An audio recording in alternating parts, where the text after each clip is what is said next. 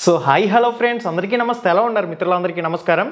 Friends, AP DSC వెబ్సైట్లో normalisation అయిన తర్వాత ఏదైతే మార్క్స్ మెమో స్కోర్ కార్డు ఉంటుందో దాన్ని టెస్టింగ్ పర్పస్ పెట్టి తీసేసినట్లు మనకి ఒక అప్డేట్ అయితే వస్తుంది. Andhra Pradesh district selection committee 2025 marks memo అని చెప్పేసి మనకి ఈ విధంగా రావడం జరిగింది. అంటే ఇది నిన్ననే గ్రూపుల్లో రావడం జరిగింది. 4వ తారీఖు సాయంత్రం 6 గంటల టైంలోనే నాకు ఇది గ్రూప్లో రావడం జరిగింది. నేను దీన్ని ఆల్రెడీ చెక్ చేశాను. చాలామంది దీనికోసం డిస్కస్ చేసుకుంటున్నారు, ఇది ఫేకా రియలా అని చెప్పేసి. ప్రతి గ్రూప్లో కూడా షేర్ అవుతుంది. మన ఛానల్ ద్వారా ఏం అప్డేట్ వస్తుంది అని చెప్పేసి కూడా చాలామంది ఎదురు చూస్తున్నారు. ముఖ్యంగా అభ్యర్థులందరూ కూడా గమనించవలసింది ఏంటంటే, వాళ్ళు టెస్టింగ్ పర్పస్ మనకి హాల్ టికెట్లు ఇచ్చే టైంలో చూసాం కదా, టెస్టింగ్ పర్పస్ ముందు ఒకసారి హాల్ టికెట్స్ అనేవి పెట్టారు, మళ్ళీ డిలీట్ చేసేసారు. ఓకే, ఆ ఫస్ట్ వచ్చిన హాల్ టికెట్లో చాలా చేంజెస్ కూడా చేసి సెకండ్ మళ్ళీ హాల్ టికెట్లు ఇచ్చారు. అఫీషియల్ లాగిన్ నుంచి చేసుకునేటప్పుడు టెస్టింగ్ పర్పస్ కొన్నిసార్లు విజిబుల్, నాన్ విజిబుల్ అనే ఆప్షన్లు ఉంటాయి. అంటే క్యాండిడేట్స్కి కనిపించేలా, క్యాండిడేట్స్కి కనిపించకుండా కూడా పెట్టచ్చు. అక్కడ వర్క్ అయితే జరుగుతుంది. రిజల్ట్స్కి సంబంధించి, నార్మలైజేషన్ ఫలితాల విడుదలకు సంబంధించి వెబ్సైట్లో వర్క్ అయితే జరుగుతుందని చెప్పేసి దీని ప్రకారం మనకి క్లారిటీగా అర్థమవుతుంది. దీనిలో ఏముందంటే క్లారిటీకి ఇచ్చారు చూడండి. ఇక్కడ దీన్ని ఎడిటింగ్ చేశారని చెప్పేసి కూడా చాలామంది అడుగుతున్నారు. ఎడిట్ చేస్తే దీనికన్నా బాగా ఎడిట్ చేయొచ్చు. ఓకే, ఈ రేంజ్లోనే కాదు, ఎడిట్ చేయాలనుకుంటే ఇంకా చాలా బాగా ఎడిట్ చేయొచ్చు. కానీ ఇక్కడ కొన్ని అంశాలు మనం చూసినప్పుడు ఇది వెబ్సైట్ నుంచి ఖచ్చితంగా డౌన్లోడ్ చేశారు, వెబ్సైట్ నుంచి ఖచ్చితంగా వచ్చింది, ఆప్షన్ అనేది మళ్ళీ తీసేశారు అని చెప్పేసి మనకు అర్థమవుతుంది. అది ఎలా అంటే ఇక్కడ క్లారిటీకి ఇచ్చాడు చూడండి. ఇక్కడ హాల్ టికెట్ నెంబర్కి సంబంధించి కానివ్వండి, candidate name, father's name, date of birth, community, candidate district, ఇక్కడ ఎక్కడ కూడా ఫేక్ అనిపించే ఆప్షన్లు అయితే లేవు. జెండర్, అదేవిధంగా pH category, ex service man category అని చెప్పేసి కూడా ఇచ్చారు. పక్కనే క్యాండిడేట్ ఫోటో కూడా వచ్చే అవకాశం ఉన్నట్లు మనకి ఒక బాక్స్ను కూడా డిజైన్ చేశారు. టెట్కి సంబంధించి ఒక పక్కన, డిఎస్సికి సంబంధించిన స్కోర్లకు సంబంధించిన వివరాలు ఒక పక్కన డిస్ప్లే చేశారు. ఇక్కడ SGT secondary grade teacher final రిజల్ట్లో 29, నార్మలైజేషన్లో 26.85935 అని చెప్పేసి ఉంది. స్కోర్ వచ్చేసరికి టెట్కి సంబంధించిన స్కోర్ ఇది 69. ఇక టెట్ వెయిటేజ్ అనేది 9.20. నెక్స్ట్ ఇక్కడ ఫైనల్గా మొత్తంగా ఫైనల్ అవుట్పుట్ అనేది 36.05935 ఈ విధంగా ఉంది. ఇది ఫేక్ అని చెప్పేసి అనుకోవడానికి లేదు. వాళ్ళు వెబ్సైట్లో టెస్టింగ్ పర్పస్ పెట్టారు. క్యాండిడేట్ లాగిన్లో ఆ టైంలో ఎవరైతే ఉన్నారో వెబ్సైట్ క్యాండిడేట్ లాగిన్లో ఆ కొంతమంది దీన్ని డౌన్లోడ్ చేసి స్క్రీన్ షాట్ తీసే ప్రయత్నం చేశారు. అవే మనకి గ్రూపుల్లో ఇప్పుడు చక్కర్లు కొడుతూ ఉన్నాయి. అందువల్ల దీన్ని ఫేక్ అనుకోవడానికి లేదు. వాళ్ళు టెస్టింగ్ పర్పస్ వెబ్సైట్లో వర్క్ పర్పస్ వాళ్ళు పెట్టుకుని విజిబుల్, నాన్ విజిబుల్ ఆప్షన్లో ఒక్కొక్కసారి ఆన్ చేసినప్పుడు ఏమవుతుందంటే క్యాండిడేట్స్కి ఆటోమేటిక్గా కనబడుతుంది. కనబడినప్పుడు ఏంటంటే అది ఓపెన్ చేసినప్పుడు స్క్రీన్ షాట్ తీసుకుంటే ఆటోమేటిక్గా కొంతమంది ఒక ఇద్దరు రిజల్ట్ అయితే బయటకు వచ్చినట్లు మనకి ఇప్పటికైతే చక్కర్లు కొడుతుంది.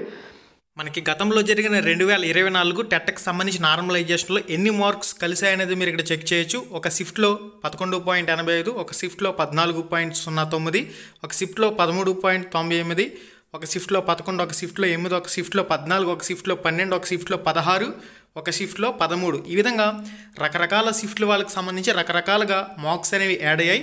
ముఖ్యంగా ఒక విషయం గమనించాలి, మార్క్స్ అనేవి ఎప్పుడు తగ్గే అవకాశం ఉంటుందంటే, మీరు 80 మార్క్స్కి జరిగిన డిఎస్సిలో మొత్తంగా ఒక 20,000 మంది ఒక షిఫ్ట్లో పరీక్ష రాశారనుకుంటే ఆ 20,000 మంది యావరేజ్ తీసుకున్నప్పుడు ఆ యావరేజ్ సగటును మీరు క్రాస్ చేసి కానీ స్కోర్ చేయగలిగారంటే మీ మార్క్స్ అనేవి అంత ఈజీ పేపర్ రాసినా తగ్గే అవకాశం ఉండదు. ఫర్ ఎగ్జాంపుల్, ఒక షిఫ్ట్ని తీసుకున్నట్లయితే 80 మార్కులు జరిగిన డిఎస్సిలో ఒక షిఫ్ట్లో యావరేజ్ అనేది 50 ఉందనుకుంటే ఆ యావరేజ్ని మీరు క్రాస్ చేసి ముందుకెళ్ళినప్పుడు మీ మార్క్స్ అనేవి తగ్గవు. యావరేజ్ కన్నా తక్కువ అంటే ఒక 30 మార్కులే మీరు స్కోర్ చేసుకున్నప్పుడు ఆ యావరేజ్ కంటే తక్కువ ఉంది కాబట్టి అక్కడ తగ్గే అవకాశం అయితే ఉంటుంది.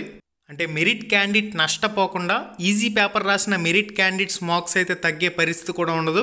ఎవరి పేపర్ అయితే హార్డ్గా వచ్చిందో, కష్టంగా వచ్చిందో వాళ్ళకైతే మార్కులు అయితే ఖచ్చితంగా పెరుగుతాయి. గతంలో ఏ విధంగా పెరిగాయి అనేది కూడా మీరు ఇక్కడ చెక్ చేయొచ్చు. 2022 జగనన్న టెట్ అయితే మరీ ఘోరం. అప్పుడు 22 మార్కులు 18 మార్కుల వరకు కూడా పెరిగాయి. రీసెంట్గా జరిగిన 2024 టెట్కి సంబంధించిన నార్మలైజేషన్ స్కోర్ తీసుకున్నట్లయితే 16 మార్కుల వరకు కూడా పెరిగినట్లు తెలుస్తుంది.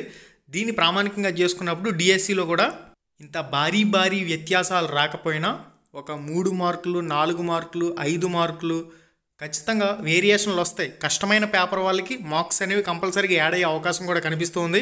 ఇంకొక క్యాండిడేట్కి సంబంధించిన మార్క్స్ మెమోకి సంబంధించిన కూడా వివరాలు అనేవి స్క్రీన్ మీద డిస్ప్లే చేస్తాను చూడొచ్చు. ఇక్కడ నుంచి స్కూల్ అసిస్టెంట్ ఫిజికల్ ఎడ్యుకేషన్కి సంబంధించి టెట్ అనేది ఉండదు కాబట్టి డైరెక్ట్గా వాళ్ళకి సంబంధించి 52.5 ఆ స్కోర్నే ఫైనల్గా పరిగణించారు.